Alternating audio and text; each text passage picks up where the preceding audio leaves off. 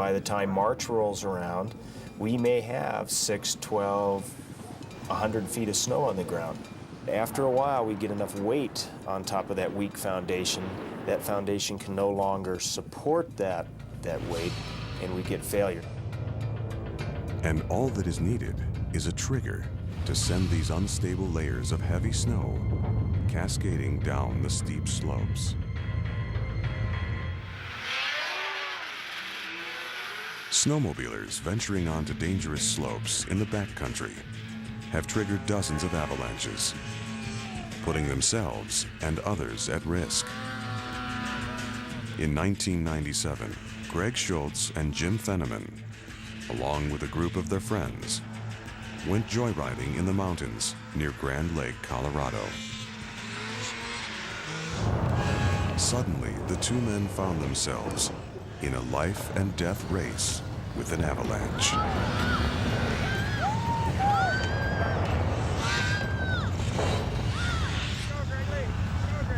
While Jim managed to escape, Greg was overcome by a giant wall of white. A few minutes later, Greg's friends spotted his hand protruding from the snow. Once you have been caught and buried in an avalanche, your only chance of survival really relies on your friends. Using helmet shields as shovels, they managed to clear the snow from his face. Really, you've only got 15, 20 minutes to dig your friend out, because that's about all the oxygen you're really going to have available to you when you're buried in the snowpack.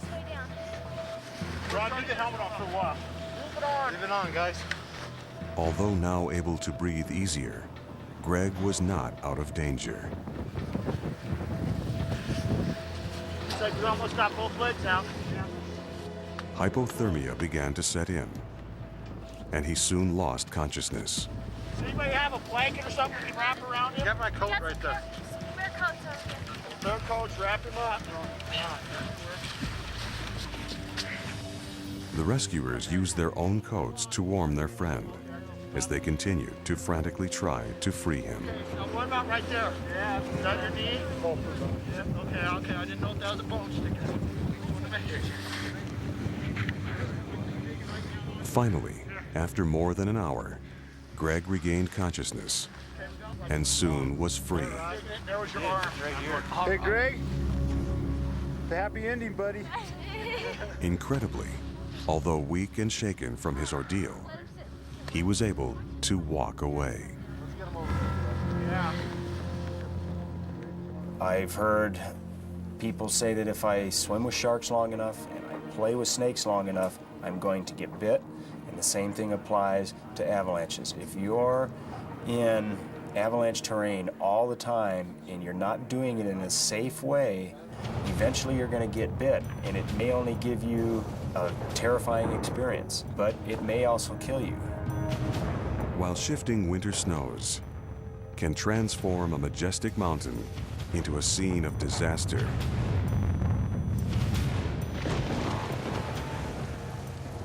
warm rains and a sudden spring thaw can conspire to create an equally deadly downslide.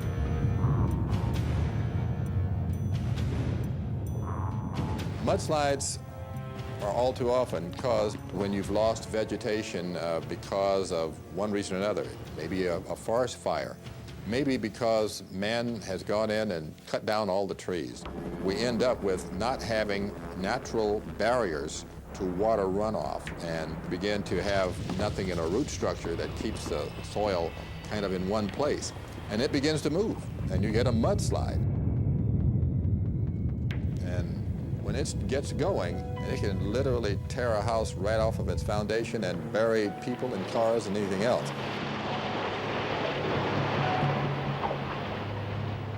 The winter of 1998 was one of the wettest on record in California history.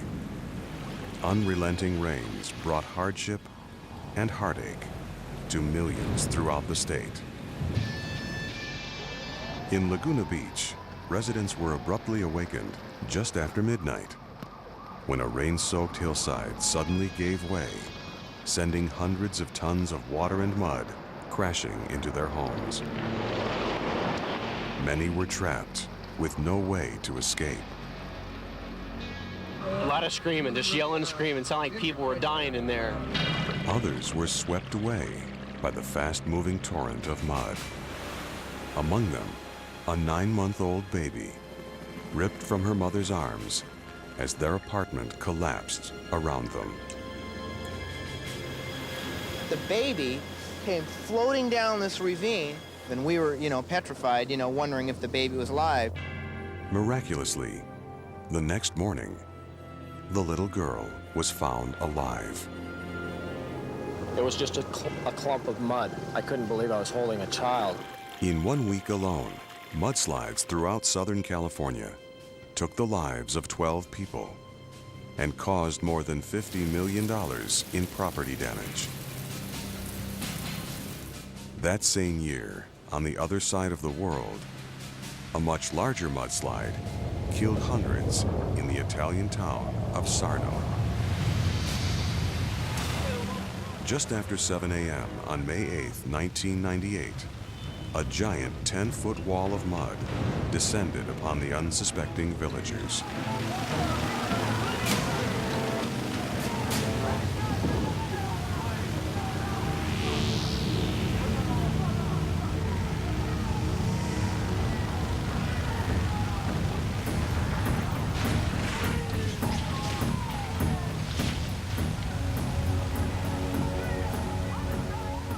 For more than 15 hours, frantic townspeople joined authorities to search for survivors and rescue trapped victims.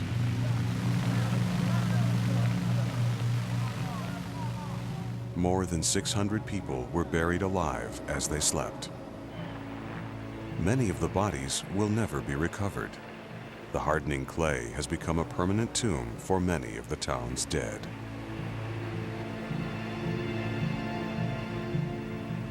There really is no precaution a person can take to prepare for gigantic mud flows. If one is coming to town, its effects are so complete, the only practical course is evacuation. But many experts believe that the tragedy at Sarno could have been avoided. The town was built on a hazardous layer of clay and chalk, common terrain in the mountains surrounding Naples. When saturated, this soil combination becomes extremely weak and crumbles.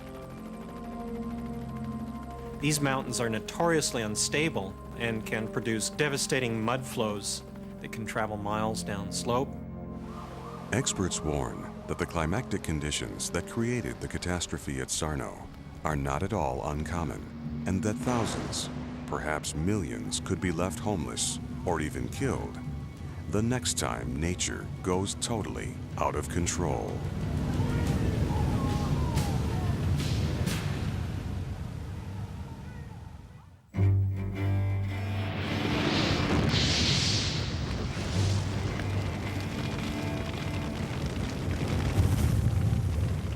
No place on Earth has experienced the catastrophic effects of wildfires more than Southern California. The arid climate and rugged terrain of the region offer a perfect breeding ground for out-of-control infernos. We have steep mountains, a lot of canyons, heavily brushed areas. Then you have the heat, low humidities, wind speeds, all combined for a disastrous event. Every year, dry, hot desert winds, known as Santa Anas, begin